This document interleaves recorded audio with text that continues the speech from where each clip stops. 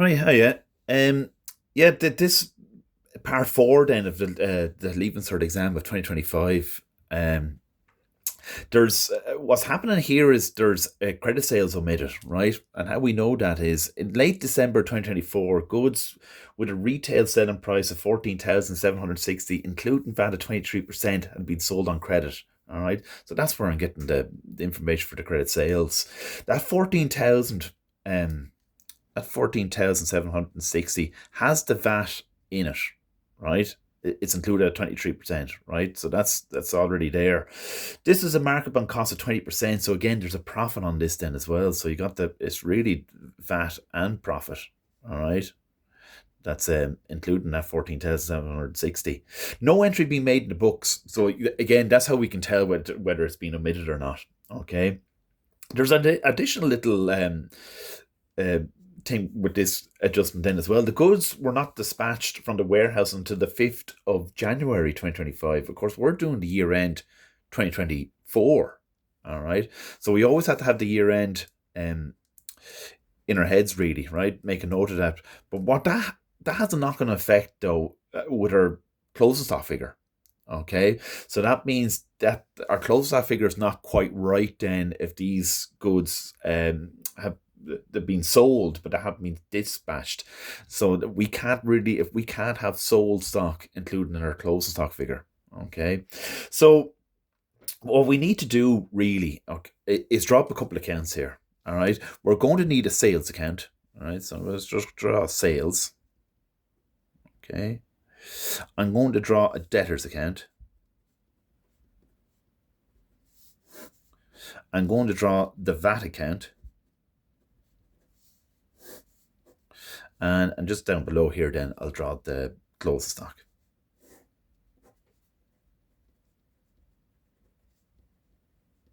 Okay. So your sales is income. Okay. Plus sign over this credit side. That will increase it.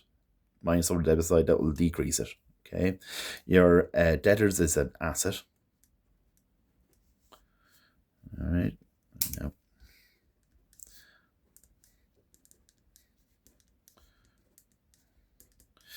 okay, so anything on the debit side will increase debtors, anything on the credit side will reduce it. The VAT, we'll just have a look at the VAT. I'm just going to grab the figure for the VAT actually, right? So in the trial balance, it's given us a figure of 13,800 and sitting on the debit side. Okay, so that's a VAT refund actually. VAT can be an asset or a liability depending, right, whether it's a VAT refund due or VAT liability due. Okay, um, and that's what this is here, right? This is an asset. This is a VAT refund. Of course, our closed stock is also an asset. Okay.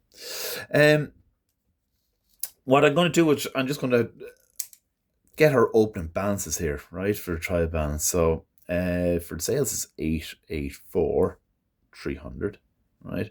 The debtors is 73,500. Okay. We have the VAT, and we have a figure we worked out already for the closing stock. I think it's a figure 81,700. We did an adjustment at the start of the question for closing stock. All right, so that's our balance at the moment. Now, what we need to do is a little work in here, right? So we need to figure out the omitted sales, right? So my little working is just going to look like something like this. All right, I'm just going to have a debit side and a credit side. All right. Now, what's going to the debtors is always the gross figure. All right. So the debtors is going to be easy enough to figure out. All right. It's this 14,760. But of course, as we said before, there's VAT and everything included in that 14,760. Right. So what we need to do is we need to separate the VAT and the sales element. All right. Now, to figure out the VAT, it's easy enough, right? What we'll just do is a little work in here, right? So VAT, okay, so it's 14,760. If we multiply that by 23 and divide it by 123, right, we get a figure of 2,000 2,760. All right, so I'll put that there, 2,760. Then what's going to the sales then, right? To sales is just going to be the 14,760 minus the VAT, 2,760, which will give us a nice even figure of 12,000. All right, so there we go. So put 12,000 here. So that's really your double entry there then. All right. So what we need to do is we need to credit the sales, 12,000. Okay. We have to debit the debtors, 14,760. Okay. And then credit the VAT, 2,760. So the VAT element is being removed then. Okay. So that's how you'll treat the omitted sales. All right. Now, as we were saying, there's a little adjustment here to do with the stock. All right. They were dispatched. They weren't dispatched on the 5th of January, but that means they're included in their closing stock figure. So what you have to really do is work backwards, right? That 14,760, right? If we just remove the